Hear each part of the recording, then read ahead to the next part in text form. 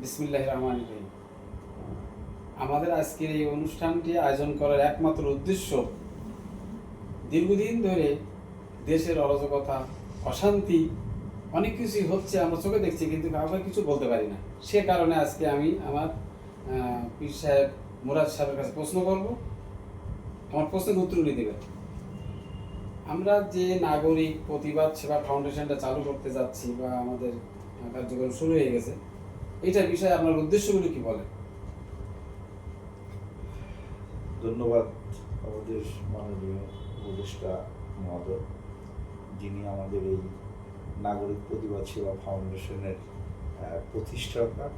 দীর্ঘদিন অক্লান্ত পরিশ্রম করে উনি একটা অবস্থানে দাঁড় প্রান্তে এনে আমাদের হাতে দেওয়ার জন্য আমি সর্বপ্রথম তাকে কৃতজ্ঞতা জানাই। আর আমি মহান আল্লাহ পাক রব্বুল আলামিন আমাকে যে এই একটা গুরুতর দায়িত্ব পালন করার জন্য মহান আল্লাহ পাক রব্বুল আলামিন যে তৌফিক দিয়েছেন, এই জন্য আল্লাহ পাকের দরবারে সর্বপ্রথম শুকরিয়া আদায় করি, আলহামদুলিল্লাহ। ধন্যবাদ। দরুদ ও সালাম করছি দুজাহানের সাইয়্যিদ, যিনি সাইয়্যিদুল মুরসালিন, ইমামুল মুরসালিন, খাতামুন নবিয়্যিন, হাবিবুল্লাহ হুজুর পাক সাল্লাল্লাহু আলাইহি ওয়াসাল্লাম। আমার উদ্দেশ্য হচ্ছে নাগরিক প্রতিবাদ সেবা ফাউন্ডেশন বাংলাদেশ, এটা এমন একটা প্রতিষ্ঠান হিসাবে আমরা দাঁড় করতে চাই। যেমন আমাদের এইখানে দেখা যায় যে অনেক দুর্নীতি, বাংলাদেশে যদি দুর্নীতি না থাকতো, প্রত্যেকটা লোক একটা গাড়ি নিয়ে চলাফেরা করত, আমাদের দেশটা সোনার দেশ, উন্নয়নশীল দেশ হিসাবে গণ্য হতো। তা আমরা চাই যে প্রত্যেকটি সেক্টরে যেখানে যেখানে দুর্নীতি আছে, আমরা সেটা প্রতিরোধ গড়ে তুলে দুর্নীতিকে আমরা কি করব, সুন্দর করে দুর্নীতিকে প্রতিরোধ করব। যতটুকু চেষ্টা করা যায় আইনের ভিতরে থেকে দেশ এবং দশের জন্য যতটুকু করা যায়, আলহামদুলিল্লাহ আমরা করার চেষ্টা করব। আমার প্রথম প্রশ্ন হলো, আপনি এটা কিভাবে, কোন নজরে দেখেন, কি মনে করেন?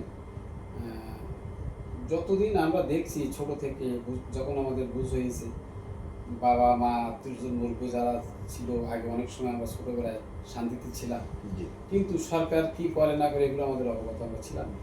এখন আমরা বুঝতে শিখেছি।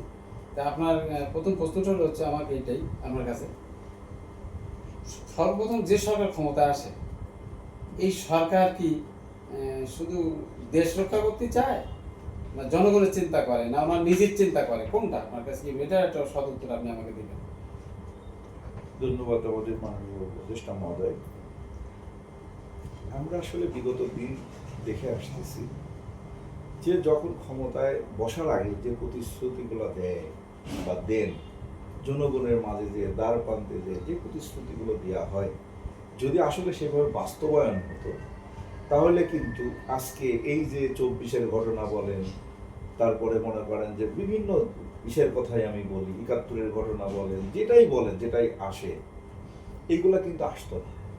আজকে দেখেন বহির্বিশ্বের দিকে তাকান, আমেরিকার দিকে তাকান, মালয়েশিয়ার দিকে তাকান, সব দিকে তাকান, দেখেন তারা কিন্তু স্বইচ্ছায় যখন জনগণ চাচ্ছে না, সুন্দর করে তারা ছেড়ে দিয়ে আবার পজিশন তৈরি করে দিচ্ছে। কিন্তু আমাদের দেশে এমন নীতি, এমন কিছু জিনিস আসছে, আমি রাজা হয়েছি, আমার ছেলে রাজা হবে, আমার ছেলে রাজা হয়েছে, আমার নাতি রাজা হবে, আমার নাতি রাজা হয়েছে, আমার পুতি রাজা হবে। কিন্তু এটা তো আসলে সংবিধান এরকম হলে বাংলাদেশটা কোথায় যাবে, কিভাবে যাবে, একমাত্র আল্লাহ পাক রব্বুল আলামিন জানেন। আগে দেখবেন হযরত ফারুক আযম আলাইহিস সালাম, ওনাকে যখন খিলাফত দেওয়ার জন্য বলা হলো, উনি কিন্তু নিতে চাইলেন না। রাজা হওয়ার জন্য, খিলাফতের জন্য ডাকবে, জনগণকে ডাকবে, তারা নিতে যাবে না। এটাই হচ্ছে আমাদের দেশের। এরকম প্রচলন যদি থাকতো, আমি আপনাকে যদি বলা হয় কালকে আপনি প্রাইম মিনিস্টারের দায়িত্ব পালন করেন, আপনাকে যদি ওই রকম সম্মানিত স্থানে সম্মানী ব্যক্তিকে যদি সবাই সিলেকশনের মাধ্যম দিয়ে হোক, যেভাবেই হোক, ভালো একটা লোক যদি ওই চেয়ারটাতে বসানো হতো, আজকে দেশের পরিস্থিতি এরকম হতো না। এখন আমাদের যে ইয়েগুলা চলে আসছে, সেটা হলো যে আমরা দেখতেছি যে এই দেশকে রক্ষা করতে হলে আমাদের একটা বিকল্প শান্তিপূর্ণ ব্যবস্থা গঠনমূলকভাবে আমাদের সামনে খাড়া করতে হবে। সঠিক।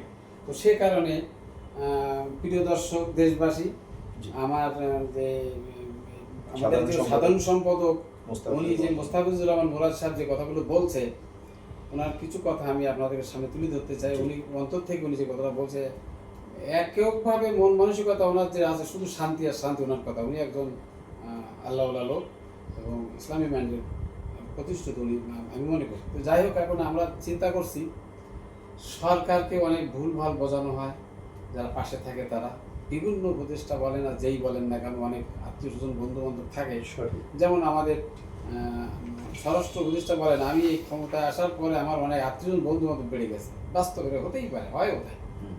অনেক লোক যেতে চায় যে আমার আত্মীয় স্বজনের ক্ষমতা দেখি আমি একটু উপকার পাই কিনা।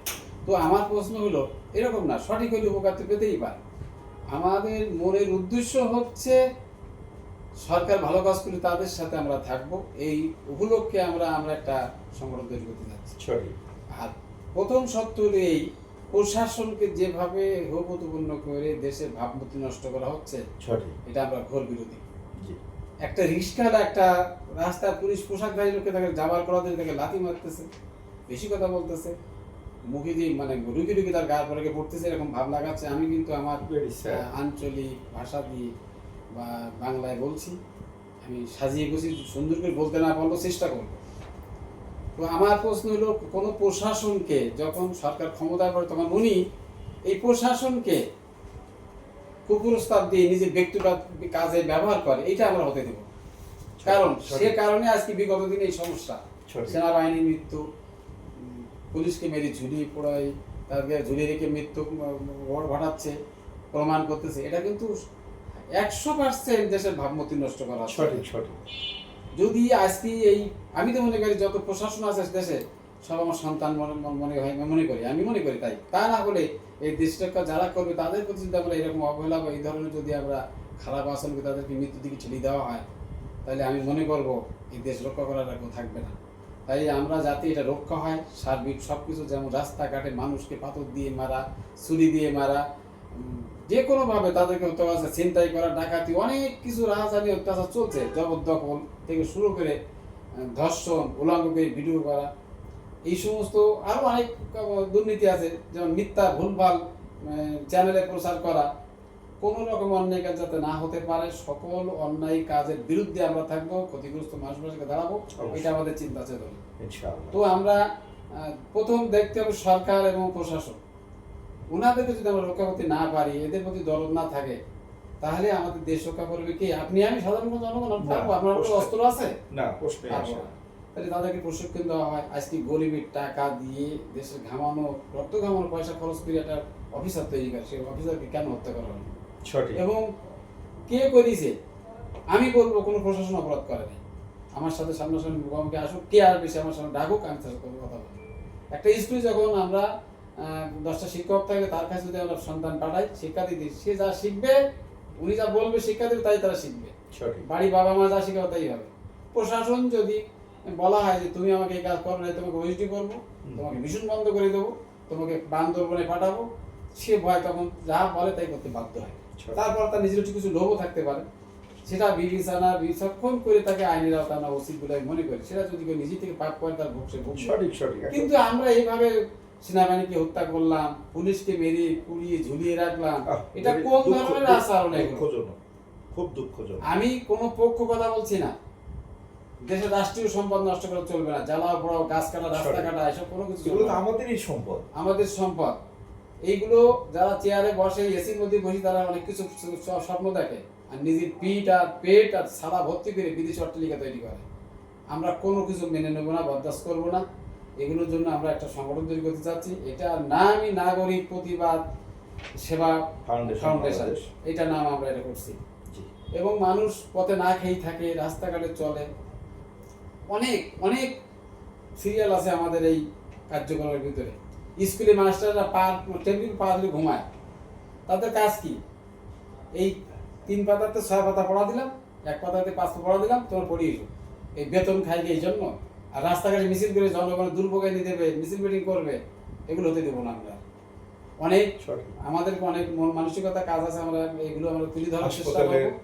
হসপিটালে দুর্নীতি, তারপরে স্কুল খাতে দুর্নীতি, এসিল্যান্ড অফিসে, নায়েব অফিসে, ভূমি অফিসে ডিসি দুর্নীতি। ভূমি অফিসে, বিভিন্ন জায়গায়, আমরা নাম বলবো না এখন, সবাই হয়তো এটা নিয়ে শোনার পরে জানার পরে ভাববে এই আবার কোন ধরনের কথা। হুম। আমরা মূলত চাচ্ছি সার্বিকভাবে সবকিছু সাধারণ নজরদারি করে, জনগণ যেন হয়রানি না হয়। জুলুমবাজি না হয়। রাস্তাঘাটে চেয়ারের লোভে রাস্তাঘাটে বসে মিছিল মিটিং করে রাস্তাঘাট বন্ধ করতে, গাড়ি কত যানজট সব সৃষ্টি করতেছে, এগুলো কেন?